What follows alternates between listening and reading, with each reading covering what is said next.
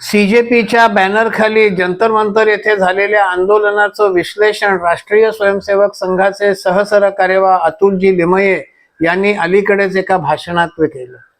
याविषयी प्रतिक्रिया विचारली असताना अभिजित दिपके असं म्हणाला की महात्मा गांधींचे खुनी आणि बाबासाहेब आंबेडकर यांच्या विरोधकांनी आम्हाला शिकवू नये।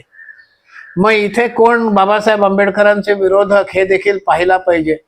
स्वतः महात्मा गांधी हे बाबासाहेब आंबेडकरांचे विरोधक होते। बाबासाहेब आंबेडकर चातुर्वर्ण्याचा विरोध करत असत, महात्मा गांधी चातुर्वर्ण्याचं समर्थन करत असत। पुणे कराराच्या वेळेला बाबासाहेब आंबेडकरांना मान्य नसलेल्या मसुद्यावर महात्मा गांधींनी उपोषण करून सही करायला लावली। याविषयी बोलताना बाबासाहेब आंबेडकरांनी या सगळ्या प्रकाराला ब्लॅकमेल असं म्हटलं। मग कोण आहे बाबासाहेब आंबेडकरांचं विरोधक?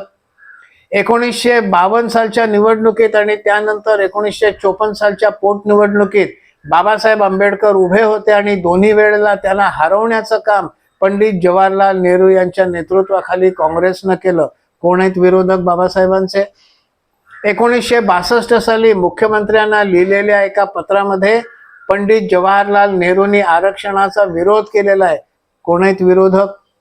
बाबासाहेब आंबेडकरांनी घटना समितीतलं जे शेवटचं भाषण 25 नोव्हेंबर 1949 साली झालं, त्यामध्ये स्पष्टपणे म्हटलेलं आहे या संविधानाचा कोणी धिक्कार करत असेल तर ते कम्युनिस्ट आहेत हे त्यांनी म्हटलेलं आहे। आणि अभिजित दिपके आता मात्र या कम्युनिस्टांच्या सोबतच खांद्याला खांदा लावून मंचावर उभा असलेला आपल्याला दिसतो। मग आता हा कसा बाबासाहेबांच्या विरोधकांच्या सोबत गेला?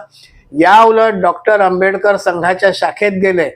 त्यांनी हे म्हटलं आमच्या मनामध्ये काही वेगळे विचार असतील, मतभिन्नता असेल, पण मी संघाकडे आपलेपणानं पाहतो। त्यांनी असंही म्हटलं त्या शाखेवर की संघाला जर कधी काही मदत लागली तर ती मदत मी द्यायला तयार आहे। मग आता बाबासाहेब आंबेडकरांचे समर्थक कोण आणि बाबासाहेब आंबेडकरांचा विरोधक कोण हे एकदा अभिजित दिपकेंनी विचार करावा।